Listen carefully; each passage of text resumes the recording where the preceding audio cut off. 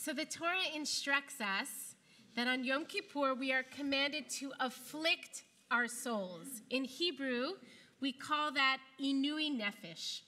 But what does it actually mean to afflict our souls? The rabbis of old pondered this question, and they came to associate afflicting one's soul, inui nefesh, with a fast. In Hebrew, a tzom. But why fasting? I can think of countless other afflictions in life, and probably you can too. We are offered a clue about the connection between afflicting ourselves and fasting when we look closely at the Hebrew root for tzom, fast. The word tzom is also related to the Hebrew word tzimtzum, contraction or self-limitation. And you don't have to be a Hebrew scholar to hear the connection between tzom and tzimtzum.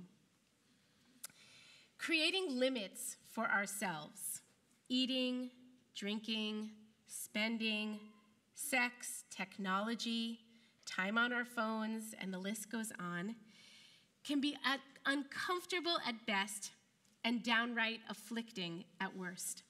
It can be painful and scary to confront the various boundaries of our lives.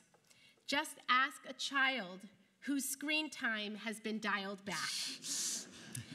But it can also be an incredible blessing to make our way through a 25-hour period of time, plumbing those limits in the company of a community of fellow travelers who are praying, studying, singing, and meditating alongside us. When we approach the fasting of Yom Kippur as a spiritual practice of self-limitation, tzimtzum, if we are able to safely do so, it may be possible to lower our anxiety and resistance to self-limitation in other parts of our lives, beyond Yom Kippur. After all, so much of our lives is about setting good limits, knowing when to say enough, and allowing ourselves to move through the difficulty of self-limitation for a higher purpose. This morning's Haftorah invites us to consider what kind of fast the Holy One desires.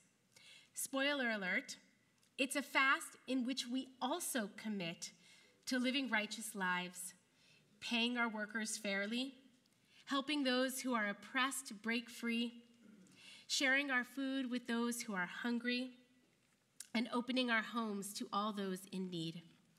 Whether we are fasting physically or not, may today's tzom inspire us to do the work of tzimtzum, healthy and balanced self-limitation in other areas of our lives. The goal is not to aimlessly deprive and punish ourselves, but rather to help us see more clearly that in limiting ourselves, we can discern what is actually enough. The Haftorah can be found on page 284.